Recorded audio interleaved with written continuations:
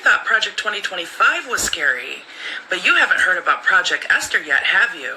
While we've all been distracted worrying about Project 2025 and looking at statistics to see how much of it has actually come to fruition at this point, back in October of 2024, the Heritage Foundation submitted Project Esther, and I'm telling you, it's 1,000 times worse than Project 2025 could ever dream of. Project 2025 is just the beginning of this manifesto. And making a comparison, The Handmaid's Tale, that was the first book. The 6 seasons we watched, that was the first book. There are others. Just like Project 2025 was the prologue to what's about to happen with Project Esther. Reading Project 2025, it spoke very clearly about eradicating all religions from the United States.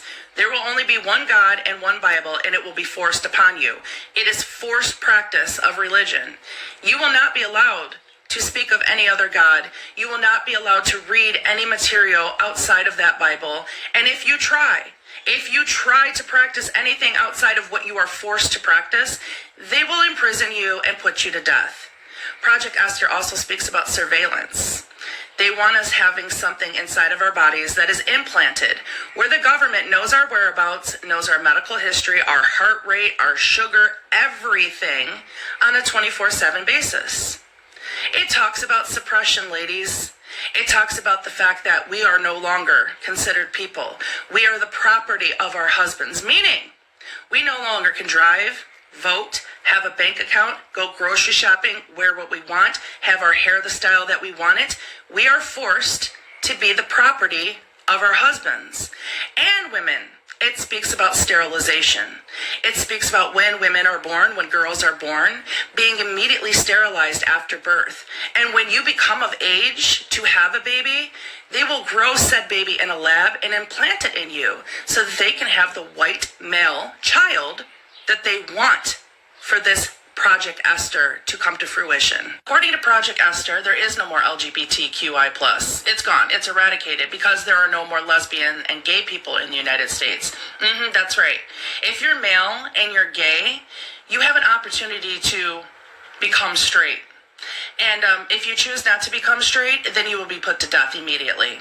And women, they don't really give a fuck if you're a lesbian or not because you still have a working womb. So you'll be forced to marry a man anyway, and oh well, just deal with it. Project Esther isn't just a legislative plan. It's a theological plan as well, with roots in dominionism. And if you don't know what that means, it means having control over all living things, human beings, plants, animals.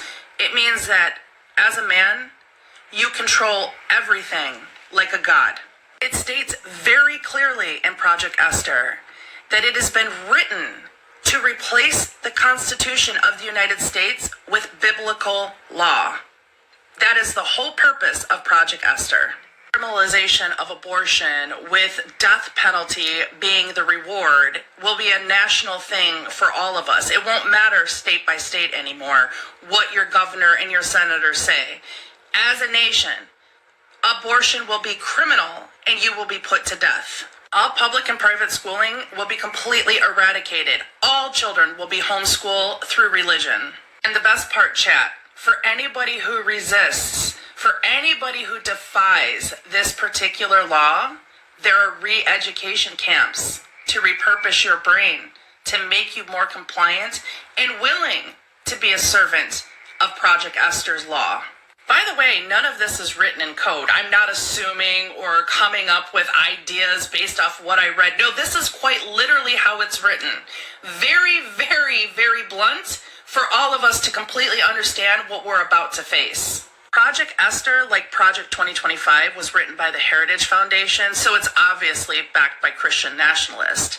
But it is so deeply rooted in white supremacy and Nazi rhetoric that it literally makes my skin crawl. And if it doesn't make your skin crawl, I need you to go right ahead and run this shit back and listen to what I said again.